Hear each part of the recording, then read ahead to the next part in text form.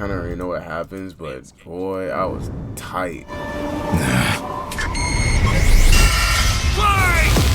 First of all, why is this even a fight?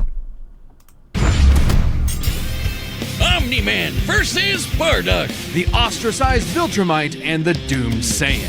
He's Wiz and I'm Boomstick. And it's our job to analyze their weapons, armor, and skills to find out who would win a death battle.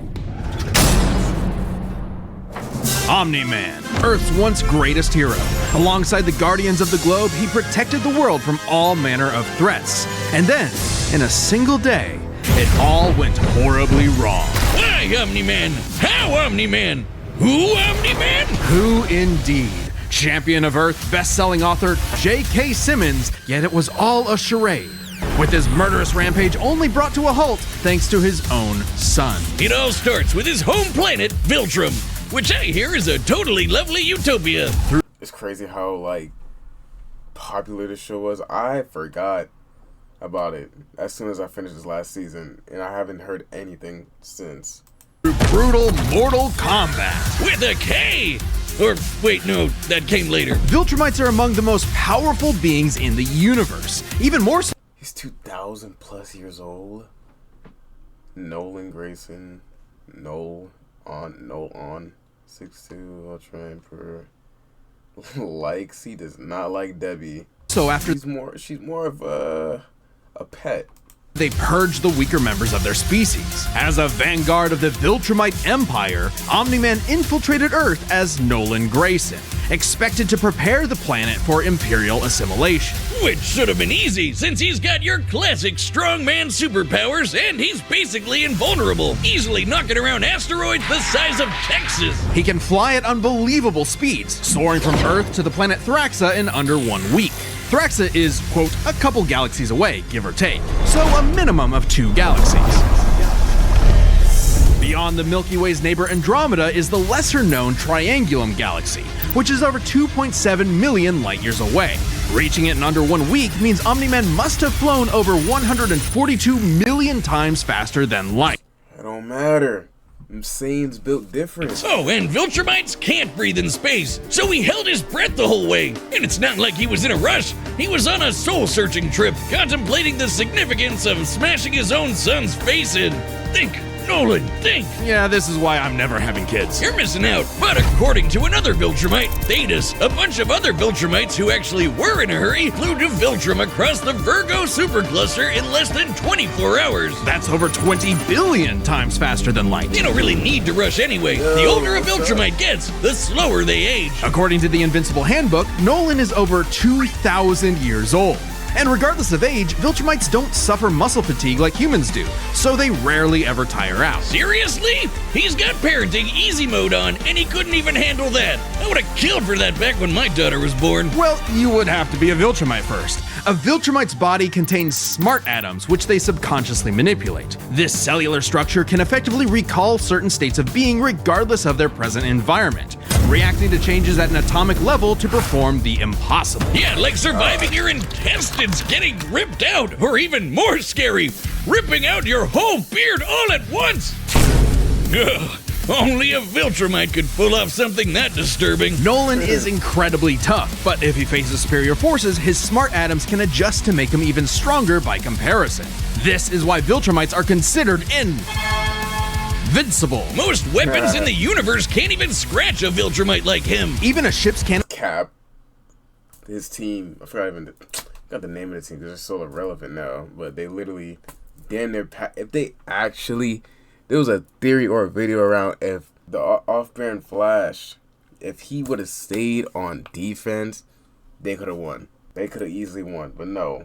He tried to be on offense, knowing he ain't really that strong. That once he died, that's when everything fell apart. And unlike this one, can't take down a Viltrumite, and it obliterated a massive solar disk nearly half the size of a star. Speaking of planets, he's strong enough to shatter one by flying straight through it. A planet so big. He did not do that. He made it seem like he did it alone. He literally needed 2 other people, and the planet was already weakened. It has a whole ring around it. The Roche limit factor dictates the size a celestial body must be in order to disperse orbiting material as a ring. In short, an Earth-sized planet can't support such a ring, meaning this one must be much larger. And don't get me started on how the ring is actually made up of dead bodies because, spoilers?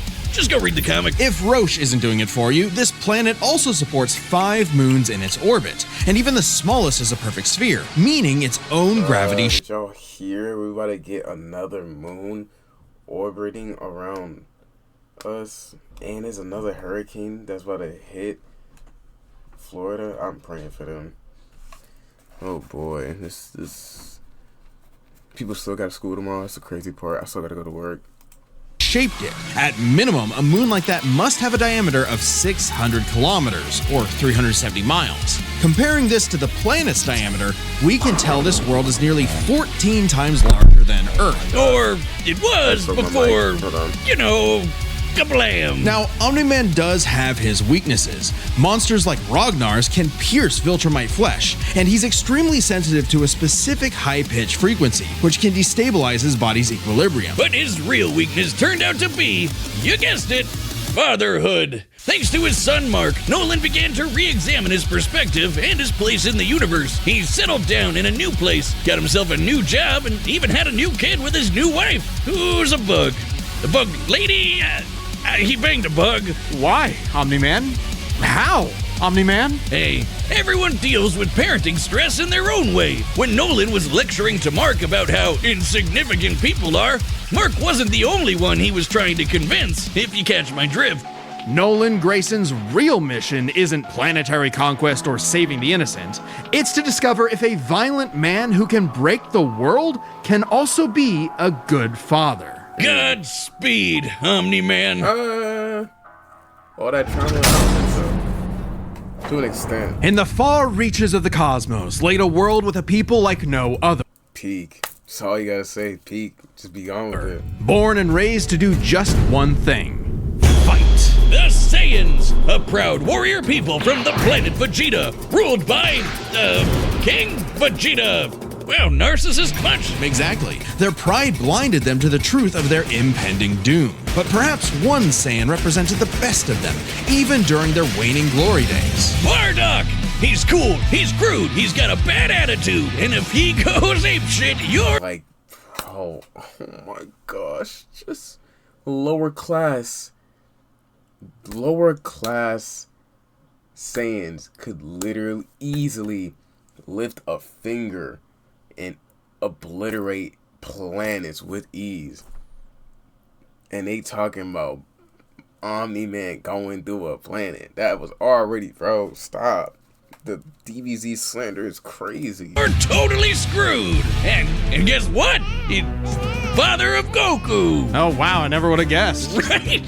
What a curveball. So what does that make Turles? Who?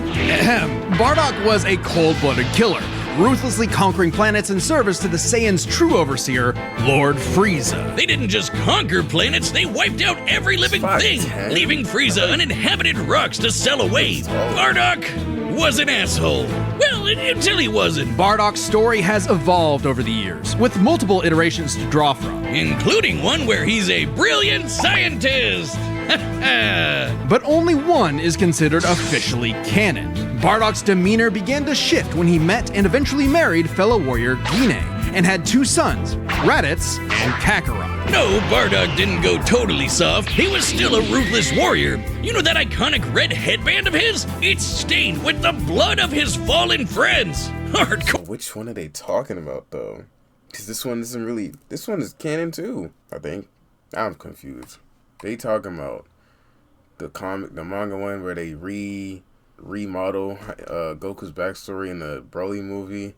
Then they talking about this one. Like, bro, either one don't matter. Taking out Omni-Man with ease. Core! Bardock could fly, move faster than light, and was naturally adept in using his ki as an explosive weapon. AKA shooting lasers from his hands! True to his brutal screw-you nature, Bardock's moves are all about overwhelming power. His final spirit cannon is like a ki-powered bazooka. His rebellion hammer... Bro, are these... these fighters moves? Oh my gosh. Grade 8. Against Omni-Man, I swear that really don't matter. In base form, he's beating him. punch ignites enemies on contact, and his rebellion spear basically turns him into a supercharged battering ram. The guy has no chill. He will run you over, break your spine, light you on fire, and then move on to the next guy. All in a day's work for a Saiyan. Marriage didn't change that. While Bardock cared for Gine, in fact being one of few Saiyans of his time to actually have a romantic partner, he was still no family man. Like most Saiyans, he saw his sons as nothing more than future soldiers. Bardock was a low-class warrior, so it was unlikely his kids would grow up to be anything more than battlefield fodder. But they would still possess the Saiyans' power, a transformation that was the key to their planetary devastation. Big Monkey! Under the light of a full moon, a Saiyan with a tail manifests the Uzaru. This great ape form increases Bardock's power tenfold, turning him into an unstoppable kaiju. Quick, someone call Yajirobe! While some Saiyans can maintain control over this berserker form, low-class warriors like Bardock don't receive the same level of training as those of higher birth. Prince Vegeta's control is so precise he can speak while changed, but Bardock cannot. Hell, it's questionable if he even remembers everything that happens when he goes full-tilt gorilla. The Saiyan strategy is pretty much just monkey see, monkey smash. Despite being low-class, Bardock's power level nearly matched that of King Vegeta, who could destroy multiple planets at once.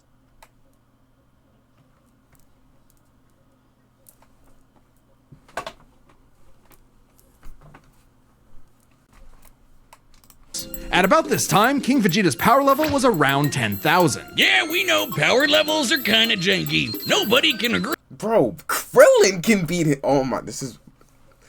on what the number really means. Outside of his fight with Gas, Bardock doesn't really show any high-end feats in canon, but we can use power levels to compare him to other characters with similar levels to better understand his potential. Like when his son fought Prince Vegeta. What's the scouter say about his power level? Over 9,000. It's over 8,000. Yeah, the dub changed it to fit Vegeta's lip flaps, but we only cover the cold hard truth, damn it. According to this movie pamphlet, Goku's power level between his fight with Vegeta and his trip to Namek was 10,000. This lines up with that previous reading and puts him on par with Bardock. Goku's training during the trip eventually raised him to 90,000 upon arrival, but this gives us a clear window. Yeah, early in the trip, he had to dodge a bunch of incoming asteroids and blast his ship away from a star, which is impressive considering the speed involved. The planet Namek is outside Earth's quadrant of the universe, and it took his ship 6 days to make the journey. Traveling a quarter of the universe's diameter would put the ship over 9.5 trillion times the speed of light. And Goku would have had to keep up with that kind of speed to do all that other stuff. Makes sense given far weaker characters could reach the moon in a fraction of a second.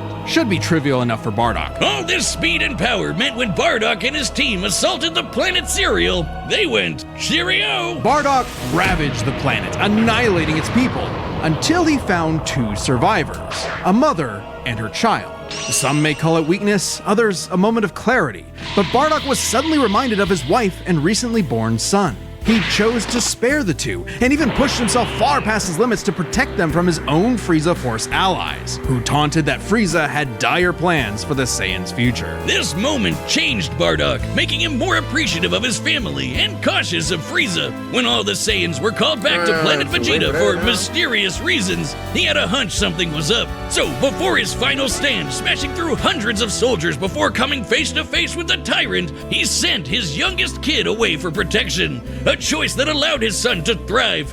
And hey, that's what good parents do. A choice that would have a greater significance than Bardock could ever imagine. And then Dildo Dick What? and blew them all up and he died. Or did he?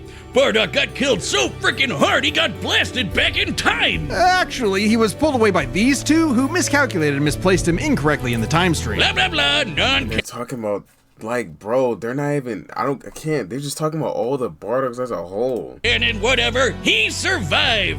And when he realized what happened, he got so unbelievably pissed off, he went Super Saiyan. What? Alright, this is very much an alternate universe what-if scenario, and it is jarring. But think about it. The Super Saiyan form is not achieved through training alone. It requires dedication, introspection, victory, failure, love, and loss. Frieza destroyed the Saiyans. Because the half Saiyans did it with, well, except Gohan. These dudes literally did it with ease. Because he feared the possibility of the Super Saiyan, a Saiyan with power that could rival his own. But perhaps Bardock's transformation was more than simply a what if. He had begun to take the very steps his son later would to achieve the form. Perhaps if Frieza had hesitated, even for a moment, his fear would have manifested before him right then and there. Damn! Pour one out for Bardock, who figured out how to be the truest Saiyan right at the end of it all. I know Kakarot would be proud. Beautiful put. Hey, shout out to everyone who believed in us during our recent crowdfunding. And joining you in that support is the first ever sponsor for an independent death metal episode, Manscaped. By clicking the link below. All right, the combatants are set, and we've run the data through all possibilities. It's time for a death battle! There's no way they Oh my gosh, I see.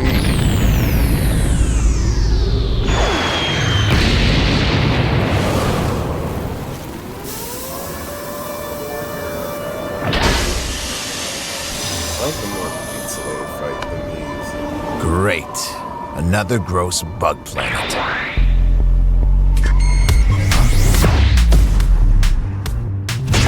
This planet isn't anyone's to conquer. Don't underestimate me!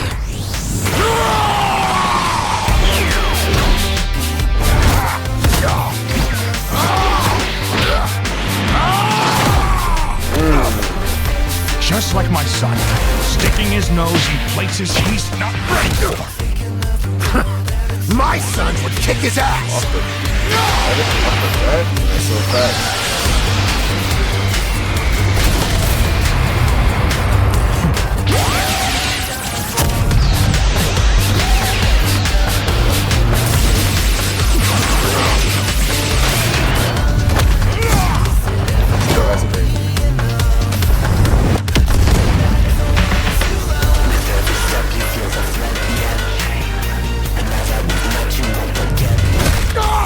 Whatever you are, you're an embarrassment. You gonna speed up this fight? Wait till you see the real power of a Saiyan.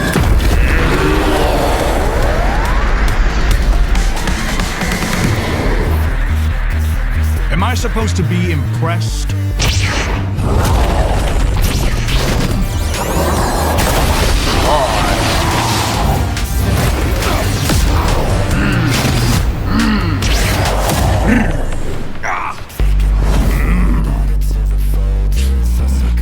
That sounds so bad. This is should not be a fight.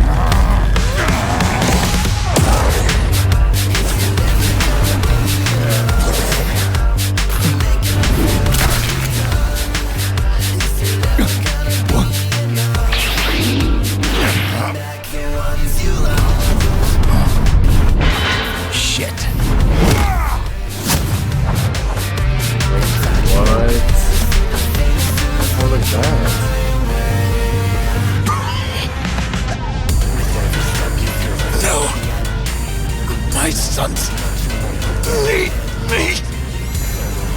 I won't let you take me from my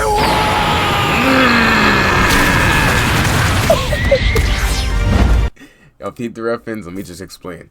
In Battle of the Gods, a cat he's referencing Goku.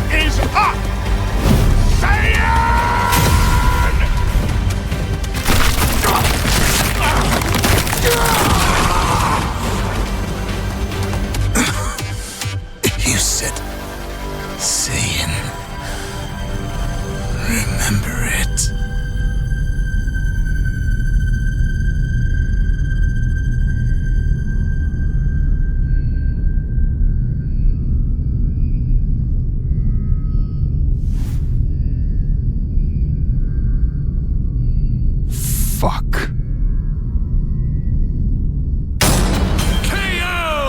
Okay, these Gokus have got to stop picking fights with guys in capes. Pitting Saiyan against Viltrumite is fascinating. Among the many similarities, 5 specific categories stand out. Starting with speed. Bardock is much faster, given his power level matched Goku dodging asteroids at 9.5 trillion times light speed, much higher than the Viltrumite's fastest speed. Add on the 50 times multiplier from Super Saiyan and it's a huge difference. Right, Bardock clearly has the speed advantage, but strength and durability are another story. Though it doesn't seem like it at first, Bardock scales to King Veggie, who wrecked 3 planets at once, and Omni-Man only smashed 1. But given how big that one planet was, the numbers are actually pretty similar. Until we factor in the Super Saiyan boost, right? Well, there's a catch. A major plot point in Invincible involves the coalition of planets admitting that their weapons cannot hurt Viltrumites. So, when their ship's cannon obliterated this gigantic solar disk, it highlighted just how tough the Viltrumites really are. This disk completely blocked the sunlight and heat between a planet and its star. And this is no ordinary planet. Its size and density are so high that its inhabitants are as strong as Viltrumites just due to living in its natural gravity. To fully block the light to such a planet and remain in consistent orbit, the disk would need to be positioned at its L1 point, the spot that creates an uninterrupted view between They lost me at this. All of this. sun and satellite. Bardock should have won. I'm not hearing it. DBC slander is crazy right now. And the disk itself must be about half the diameter of the star in question. This means the scaling of the disk puts it at 3 septillion tons. That's 24 zeros! Which makes Omni-Man over 11,000 times stronger than base Bardock. Not even the Great Ape or Super Saiyan forms could make up that difference. So strength goes to Nolan. Still, numbers aren't everything. As far as versatility in combat goes, neither had one distinct advantage that could win outright. Omni-Man survives in space for much longer, but Bardock barely squeaks out the edge here thanks to his ranged versatility with key attacks and, of course, Super Saiyan. Okay, let's address the Super Saiyan Bardock thing. It's perfectly fair to question whether or not the form should be in this comparison at all. However, even with the form included, Nolan still takes this, especially when it comes to our last 2 categories, experience and stamina. Yep, Omni-Man's been around a lot longer than Bardock, over 2,000 years, and even with Super Saiyan, Bardock's no master of the form. And without that mastery, the form drains the user's energies at an increased rate. Which brings us to what may be Omni-Man's most surprising advantage. So why even include that? That's just Those weird smart atoms. Saiyans like Bardock can fight for days on end, but only for so long. Bardock possesses a limited pool of ki, which only depletes faster when using super forms like the Great Ape. In contrast, Omni-Man's biology prevents him from tiring in most cases, letting him travel across whole galaxies for weeks non-stop. And his smart atoms adjust to counter whatever physical strain he's subjected to. Bardock's crazy speed and power made him a real challenge. But Nolan's strength, experience, and sheer endurance presented an unstoppable and unshakable force that would inevitably land the killing blow. When push came to shove, so biased. I don't care. I'm biased. I don't care. Not hearing it.